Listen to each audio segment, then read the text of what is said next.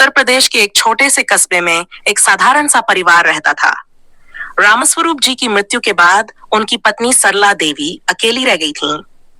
उनका एक ही बेटा राजीव पढ़ा लिखा और समझदार युवक था। कुछ वर्षों तक नौकरी करने के बाद राजीव की शादी शिल्पा नाम की एक सुशिक्षित और सुंदर लड़की से हुई। सरला देवी सुबह सुबह उठकर घर की सफाई करती, पूजा पाठ करती और नाश्ता बनाकर बहू के उठने का इंतजार करती। शिल्पा शुरू शुरू में सब कुछ बड़ी शालीनता से करती थी। सास के पैर छूती, रसोई में हाथ बटाती और राजीव की हर बात मानती। गांव के सभी लोग कहते राजीव की किस्मत खुल गई ऐसी सुशील बहू पाकर। लेकिन धीरे धीरे शिल्पा का व्यवहार बदलने लगा। अब शिल्पा सुबह देर से उठती, सरला देवी को रसोई में अकेले काम करना पड़ता। धीरे धीरे वह सास को अनदेखा करने लगी। एक दिन सरला देवी ने प्यार से कहा, बिटिया आज दाल में थोड़ा नमक कम है। शिल्पा ने तैश में आकर कहा, आपसे पूछकर नमक डालूं क्या? आपकी पसंद मेरी जिंदगी पर हावी नहीं हो सकती। सरला देवी स्तब्ध रह गईं। उन्हें यकीन ही नहीं हुआ कि वही बहू जो पहले उनका इतना आदर करती थी अब उन्हें इस तरह जवाब दे रही थी। राजीव एक शांत स्वभाव का व्यक्ति था। वह माँ और पत्नी के बीच संतुलन बनाकर चलना चाहता था। लेकिन जब भी सरला देवी कुछ कहती, शिल्पा रोने लगती और कहती, राजीव आपकी माँ मुझसे नफरत करती हैं। मैं इस घर में पराई हूँ। राजीव माँ को चुपचाप देखता और बहू को चुप कराता। अब शिल्पा ने पूरी तरह सरला देवी को तंग करना शुरू कर दिया था।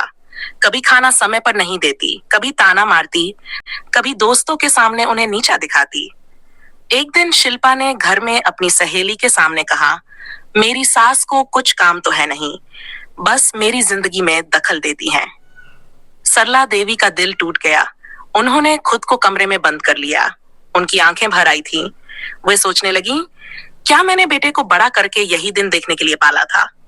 एक दिन सरला देवी ने चुपचाप शिल्पा की बातें रिकॉर्ड कर लीं। वह बहू के तानों और गालियों को रोज सह रही थीं, लेकिन इस बार उन्होंने ठान लिया कि अब चुप नहीं रहेंगी। जब एक दिन शिल्पा ने राजीव से झूठ बोला कि सास ने उसे धक्का दिया है, तब सरला देवी ने वह रिकॉर्डिंग राजीव के सामने चला दी। राजीव का चेहरा जर्द पड़ गया। वह सुनकर सन्न रह गया कि उसकी पत्नी किस तरह उसकी मां को प्रताड़ित कर रही है। राजीव ने शिल्पा को सामने बुलाकर कहा, अगर तुम मेरी मां का सम्मान नहीं कर सकती तो इस घर में तुम्हारा कोई स्थान नहीं है। शिल्पा का घमंड टूट गया। वह रोने लगी और पैरों में गिरकर माफी मांगने लगी। सरला देवी ने उसकी आंखों में आंसू देखे, लेकिन कहा, बेटी माफ करना मेरा काम है, पर भरोसा फिर से जीतने में वक्त लगेगा।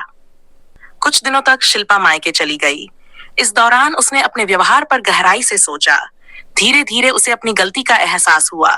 उसने लौटकर सास से माफी मांगी और सचमुच अपने व्यवहार में बदलाव लाया। अब वह सुबह उठकर सबसे पहले सास के लिए चाय बनाती, घर के कामों में हाथ बटाती और अपने व्यवहार में शालीनता लाने लगी। सरला देवी का दिल धीरे धीरे पिघल गया। उन्होंने शिल्पा को गले लगाते हुए कहा, बेटी जिस दिन तुमने सच्चे मन से मुझे अपनाया उसी दिन मैं फिर से मां बन गई। निष्कर्ष, यह कहानी सिर्फ एक सास और बहू की नहीं, बल्कि उस हर रिश्ते की है जहां अपेक्षा, स्वाभिमान और अहंकार के बीच भावनाएं पिसती हैं। रिश्तों में सम्मान और समझ जरूरी है, नहीं तो सबसे प्यारा बंधन भी टूट सकता है।